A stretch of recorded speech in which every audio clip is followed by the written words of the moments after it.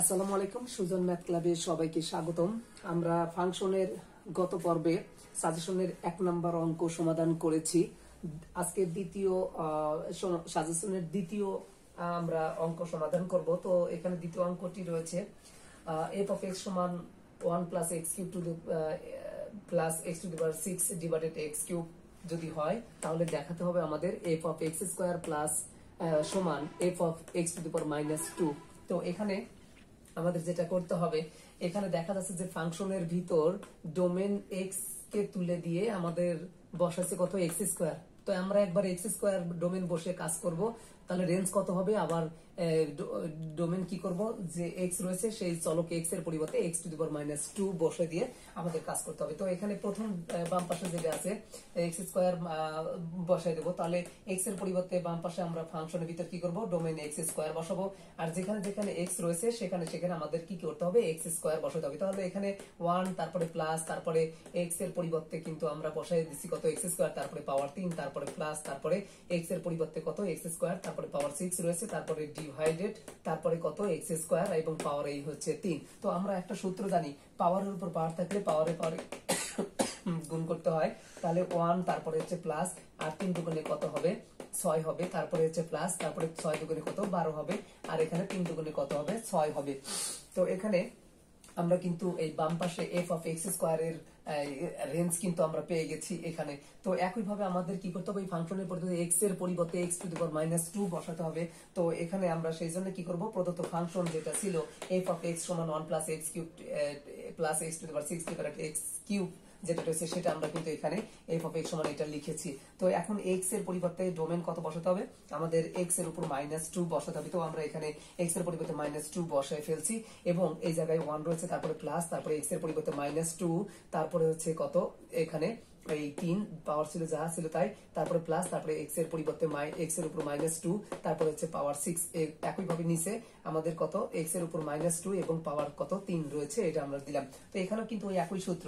তো এখানে প্লাস আছে, এখানে 1 রয়েছে, তারপরে প্লাস। এখন কথা হচ্ছে যে এখানে x এর উপর -2, তারপরে এখানে 3 রয়েছে। তো এখানে -2 পাওয়ার আর এখানে 3। তো আমরা জানি মাইনাস আর এখানে কিছু মানে প্লাস, প্লাস মানে -3 দুগুণ কত 6, কারণ পাওয়ার উপর পার্থক্য পাওয়ার উপরে গুণ করতে হয়। তাহলে কিন্তু আমরা কি পাবো, এখানে এই -2 এবং 3 গুণ দিলে কত হবে, -6 হবে। আবার একইভাবে -2 এবং -2 এবং 6 গুণ দিলে 3 দুগুণে 6 দুগুণে কত -12 হবে। সেই জন্য আমাদের -12, আর এখানে কত -2 গুণন +3, তার মানে 3 প্লাস মানে -3 দুগুণে কত 6 হবে।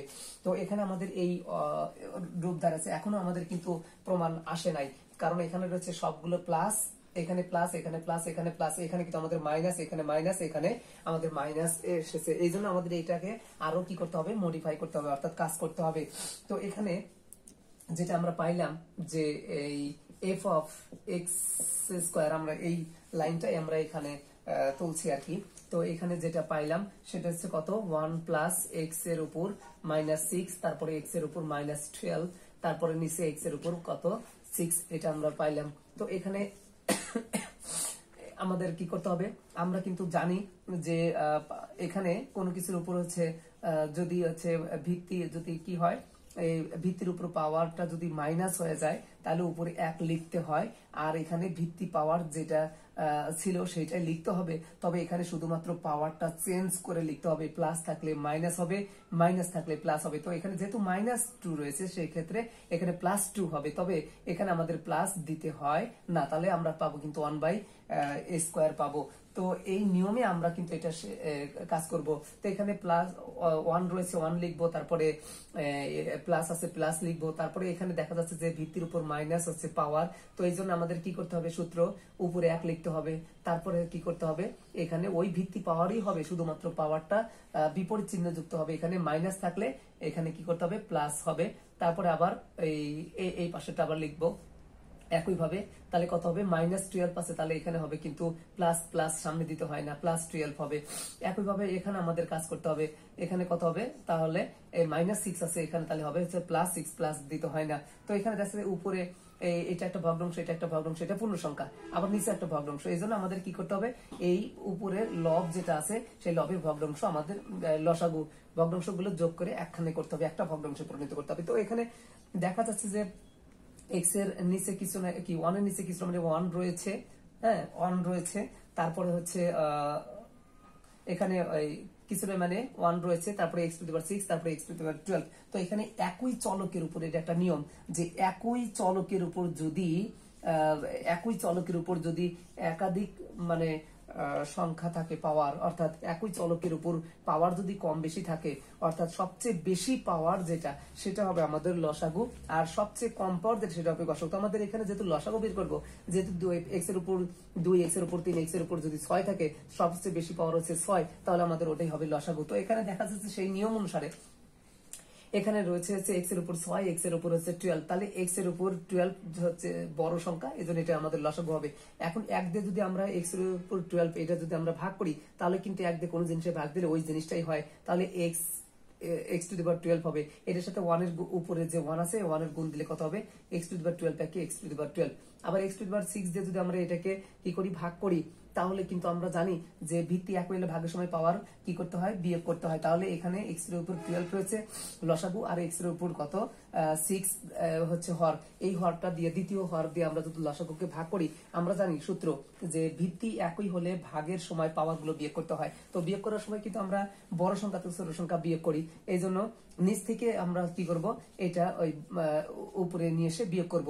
তাহলে নিচের ভিত্তি উপরে ভিত্তি মিলে লিখতে হয়। উপরে ভিত্তি যেহেতু পাওয়ার, ভিত্তির পাওয়ারটা বড় সেটা আমরা আগে লিখবো, আর 6 যেহেতু ছোট সেই জন্য নিচ থেকে উপরে নিয়ে আসবো। তাহলে নিচ থেকে উপরে নিয়ে আসলে আবার কি হবে, বিয়োগ হবে।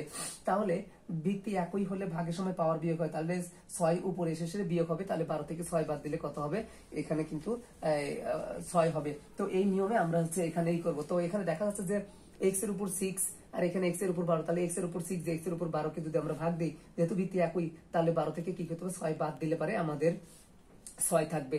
তারপর হচ্ছে প্লাস, এখানে কিন্তু লেখা আছে x এর উপর 12, এখানে x এর উপর 12, তো এটাও যায় এটাও তাই, একই জিনিস দিয়ে একই জিনিসে ভাগ দিলে তাহলে আমাদের কত হবে, যে x এর উপর 12 দিয়ে যদি আমরা x এর উপর 12 কে যদি ভাগ করি, তাহলে একই সংখ্যা উপরে নিচে কাটাকাটি করে কিন্তু 0 হয়, অথবা একই জিনিস দিয়ে একই জিনিসে ভাগ দিলে ফল হবে 1। তো এটা হিসাবে আমরা লিখতে পারি। তাহলে এটাতে এটা ভাগলে 1 হয়, 1 এর সাথে উপরে 1 গুণ দিলে কত হয়, 1 একে 1 হবে, আর নিচে কিন্তু আগে থেকে যা ছিল আমাদের তাই হবে। তো এখানে দেখা যাচ্ছে একটা ভগ্নাংশ আমরা পেয়ে গেছি, x এর উপর 12 প্লাস x এর উপর 6 প্লাস 1 ডিভাইডেড কত, x এর উপর 12 হবে, আর নিচে একটা ভগ্নাংশ রয়েছে। তো আমরা কিন্তু জানি যে দুইটি ভগ্নাংশের মাঝখানে ভাগ থাকলে উপরের ভগ্নাংশ আগে লিখতে হয়। তাহলে x এর উপর 12, তারপরে হচ্ছে x এর উপর 6, তারপরে হচ্ছে 1, আর নিচে হচ্ছে x এর উপর 12 হবে, তারপরে ভাগের জন্য গুণন, আর নিচের ভগ্নাংশ উল্টে লিখতে হয়। তাহলে এটা আমাদের 1/x⁻6 হবে, এটা উল্টে যাচ্ছে x⁻6 হবে। তাহলে এইটা আর এটা আবার যেহেতু একই উপরে নিচে, ভিত্তি একই হলে ভাগের সময় পাওয়ার বিয়োগ, তাহলে এটা যেহেতু বড় এটাও ছোট পাওয়ার, তাহলে ওই উপর থেকে আমাদের নিচে নিয়ে এসে বিয়োগ করতে হবে। তাহলে আমরা যদি বিয়োগ করি, একের সাথে এটা গুণ দিলে কিন্তু এটাই হয়, তাহলে ওই উপরে 6 যদি আমরা নিচে নিয়ে আসি, তাহলে 12 থেকে 6 বাদ দিলে কিন্তু আমাদের 6 হবে।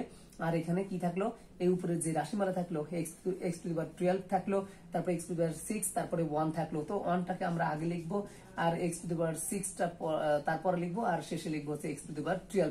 তো এখানে আমাদের কিন্তু পেয়ে গেছি যে f অফ কত, f অফ আমাদের যে মানটা ছিল যে বের করতে হবে, f অফ x⁻2 এর মান কিন্তু আমরা এটা পেয়ে গেছি। তো এখানে দেখা যাচ্ছে যে এই জায়গায় f অফ x² এর মান কিন্তু আমাদের এটা পেয়ে গেছি যে এখানে f অফ x² এর মান কিন্তু আমাদের এইটা, ঠিক আছে। আবার f অফ x⁻2 এর মান কিন্তু এইটা। এখানে দেখা যাচ্ছে যে এই জায়গায় আর এই জায়গায় মান কিন্তু সমান, সেই জন্য আমাদের দেখা যাচ্ছে যে f অফ x² ডোমেন বসালে যে মান হয়, x⁻2 ডোমেন বসালে কিন্তু সেই মান হয়। এই জন্য আমরা সব শেষে আমরা লিখতে পারি, আমাদের কিন্তু এটা প্রমাণ করতে হবে যে f অফ x² এর মান এবং f অফ x⁻2 এর মান পরস্পর সমান হবে, তাই কিন্তু আমাদের সমান এসেছে। এই জন্য আমরা লিখতে পারি যে f অফ x² সমান হবে কত, f অফ x⁻2 টু প্রমাণিত, প্রমাণিত লিখতে পারি বা দেখানো হলো, বাংলাতে লিখতেও পারবো, দেখানো, দেখানো হলো।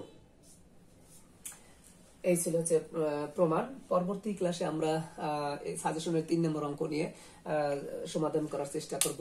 ধন্যবাদ সবাইকে পরবর্তী ভিডিও দেখার জন্য।